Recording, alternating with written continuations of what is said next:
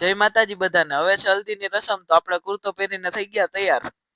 આવી ગયા માસીના ઘરે ને હલ્દીની તૈયારી થઈ ગઈ હતી। બેસાડી દીધો ભાઈને હલ્દી રસમ માટે।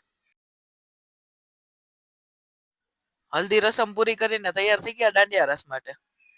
આવી ગયા દાંડિયા રાસના ગ્રાઉન્ડમાં। પછી થઈ ગયો રાસ ચાલુ।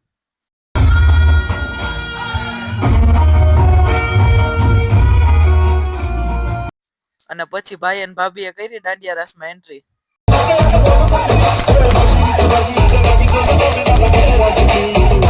અને પછી તો આ ભાઈએ ફેરવી લાકડીને બોલાવી બાકાદીકી।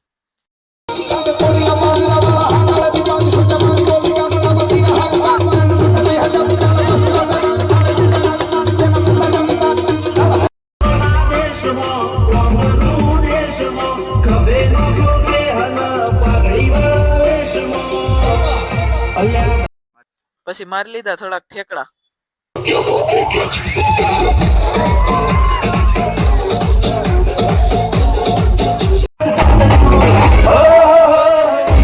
હાલો હવે મળીએ બીજા વ્લોગમાં। લાઈક શેર કોમેન્ટ અને અમારી ચેનલને સબસ્ક્રાઇબ કરજો।